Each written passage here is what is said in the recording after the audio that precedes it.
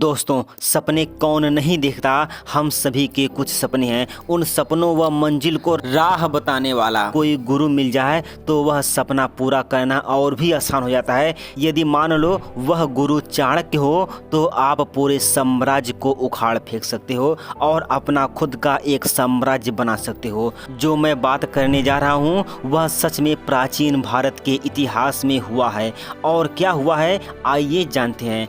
चंद्रगुप्त मौर्य और चाणक्य मिलकर उस समय कई सौ साल से भारत पर शासन कर रहे दुनिया के सबसे ताकतवर और बड़े साम्राज्य में से एक मगध साम्राज्य को हराकर पूरे अखंड भारत पर अपना साम्राज्य स्थापित कर लिया। आपको बता दूं कि 300 ईसा पूर्व में मौर्य साम्राज्य की स्थापना से पहले भारत व उसके आसपास के देशों में मगध राजवंश का शासन चलता था। उस समय मगध साम्राज्य इतना ताकतवर था कि जब प्राचीन भारत के पश्चिमी देशों से आए सिकंदर ने लाखों सैनिकों के साथ आक्रमण करने का सोचा और उसने आक्रमण भी किया, लेकिन अंत में युद्ध हार कर वापस लौट गया। लेकिन भारत की मिट्टी से जन्मे चंद्रगुप्त मौर्य ने चाणक्य से मिली शिक्षा और राजनीति के दम पर मगध साम्राज्य के राजा को हराकर चंद्रगुप्त मौर्य ने 322 ईसा पूर्व में मौर्य साम्राज्य की स्थापना की। भारत के इतिहास में सबसे बड़ा साम्राज्य मौर्य साम्राज्य ही रहा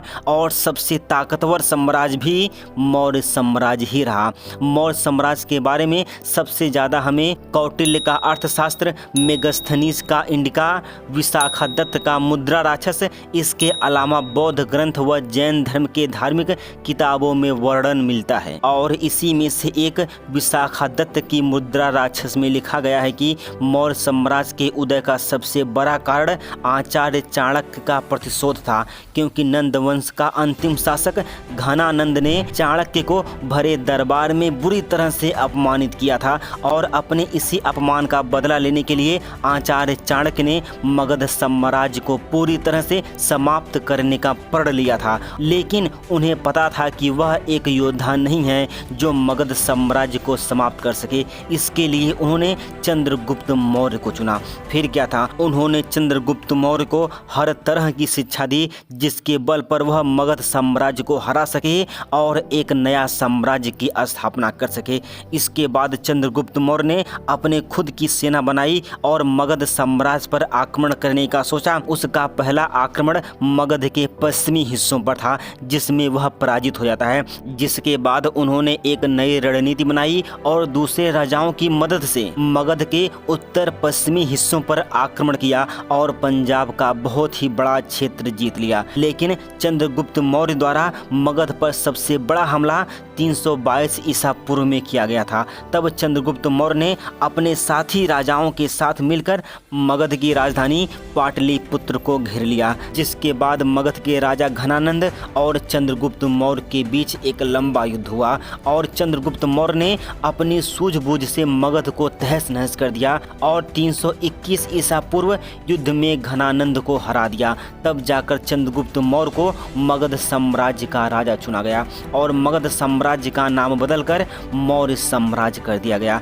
इसके बाद चंद्रगुप्त मौर्य ने 6 लाख सेनाओं के साथ मौर्य साम्राज्य का विस्तार करने लगा और सभी राजाओं को पराजित कर अपने अधीन करता गया। उस समय मौर्य साम्राज्य हिंदू कुश पर्वत से लेकर उत्तर कश्मीर, पूर्वी नेपाल, बांग्लादेश और दक्षिण में आंध्र प्रदेश, कर्नाटक, पश्चिमी सौराष्ट्र तक फैल चुका था। इसके कुछ समय के बाद चंद्रगुप्त मौर्य और सेल्यूकस निकेटर के बीच युद्ध हुआ, जिसे इतिहासकार एक महत्वपूर्ण युद्ध बताते हैं, क्योंकि सेल्यूकस सिकंदर का पूर्व सेनापति था और उस समय का सीरिया का सम्राट था। यह युद्ध 305 और 303 ईसा पूर्व के बीच लड़ा गया। शुरुआत में सेल्यूकस यही सोचा था कि चंद्रगुप्त मौर्य को हराना काफी आसान है, लेकिन इसकी यह सोच बनकर रह गई और जब युद्ध हुआ उस युद्ध में सेल्यूकस पराजित हुआ।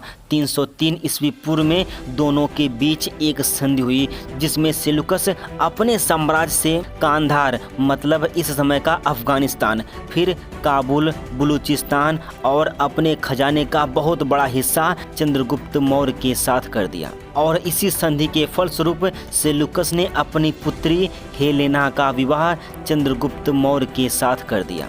चंद्रगुप्त मौर्य का पूरा नाम चक्रवर्ती सम्राट चंद्रगुप्त मौर्य था। 295 ईसा पूर्व श्रवणबेलगोला कर्नाटक में इसकी मृत्यु हो गई, जिसके बाद इसका पूरा साम्राज्य इसके बेटे बिंदुसार को मिला, जिसे एक सफल राजा की उपाधि दी जाती है, जो महान सम्राट अशोक के पिता थे। बिंदुसार का जन्म 340 ईसा पूर्व पाटलिपुत्र मतलब बिहार में हुआ था और इनकी मृत्यु 297 ईसा पूर्व में हो गई। इनकी कुल 3 संतान थी, पहला सुसीम, दूसरा अशोक और तीसरा तिस्य।